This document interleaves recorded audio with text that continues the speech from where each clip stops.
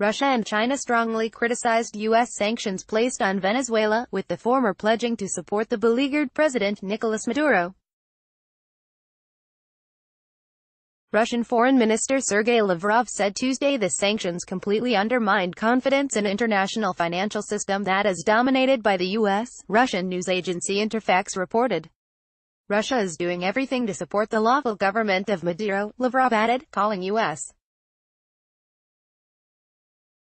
sanctions against Venezuelan state energy firm PDVSA cynical. Kremlin spokesperson Dmitry Peskov added that the restrictions continue an undisguised interference in its Venezuela's internal affairs, calling them illegal. The U.S.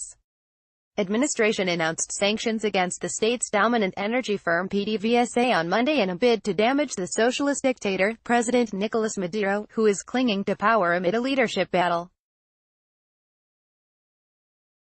Last week, the opposition leader of Venezuela's National Assembly, Juan Guaido, named himself interim president after street protests against Maduro. The U.S. recognized that claim and has been encouraging support for regime change in Venezuela, a country hit by the economic policies of Maduro. Venezuela's President Nicolas Maduro talks to the media after a meeting for signing an agreement on guarantees for the vote at the National Electoral Council (CNE) headquarters in Caracas, Venezuela, March 2, 2018. Earlier on Tuesday, China also voiced its opposition to sanctions, saying the U.S. should bear responsibility for their consequences.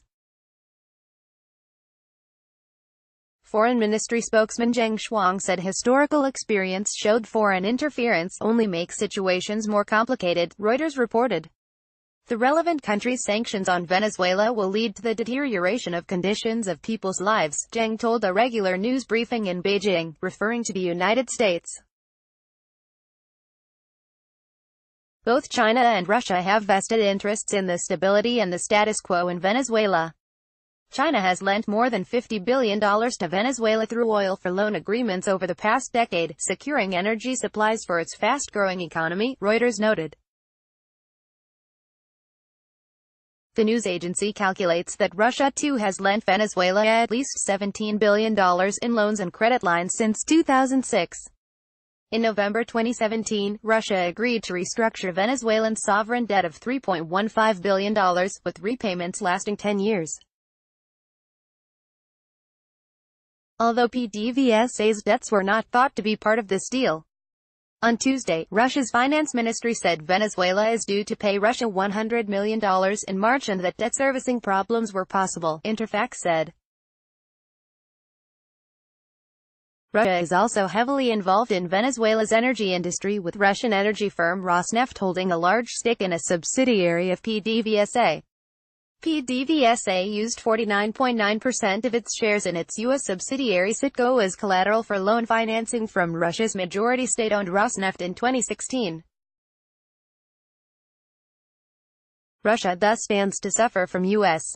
measures to freeze PDVSA's oil transactions and those of its U.S. assets Citgo, to which most of the Venezuela's exports destined for the U.S. go. Citgo has already become a focus for Maduro's rival Guaido.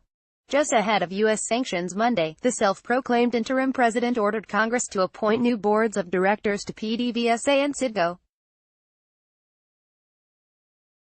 Meanwhile, Halima Croft, the head of commodity strategy at RBC Capital Markets, told CNBC Tuesday that the U.S. decision to finally pulling the trigger with sanctions on Venezuela's energy firm was a significant development. This will effectively amount to an embargo on PDVSA products into the U.S., she told CNBC's Steve Sedgwick in Florence.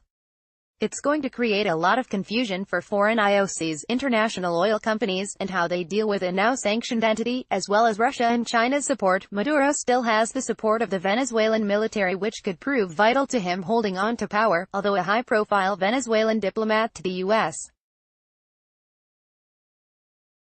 defected at the weekend, encouraging others to do the same. Croft was uncertain about how long the military would continue to support Maduro. The recovery of this country is going to be an enormous challenge and we're just not there yet. We keep saying, well, will the military rise up against Maduro? Well, this is technically a military government. So, the question is, will these sanctions put so much pressure on the Venezuelan military that they finally turn on Maduro? It's a real open question, Croft said. Maduro's hold on power also depended on whether he could get more financial backing from his international allies, she noted. Is anyone going to step up and provide new financing to Venezuela? So again, look to Russia, look to China. They are the ones who can determine how long Maduro stays in power. If they give him a lifeline, he may have some more time, she said. Other geopolitical experts have likened the opposing U.S. and Russian stances on regime change to a return to the Cold War. The 80s are back. In other words, the Cold War is back, Russ Dallin, managing partner of investment bank Caracas Capital Markets, told CNBC Tuesday. Russia and the U.S. are facing off in Latin America for a military dictatorship. We're using all the tools in the democratic arsenal. This oil embargo is perhaps one of the last of the economic tools we have before it requires armed intervention, he said. Dallin, former head of the Latin American operations of Oppenheimer. Russia, made a loan to Venezuela of $1.5 billion, and as collateral PDVSA, put up 49.9% of Citgo in the U.S. Now the U.S.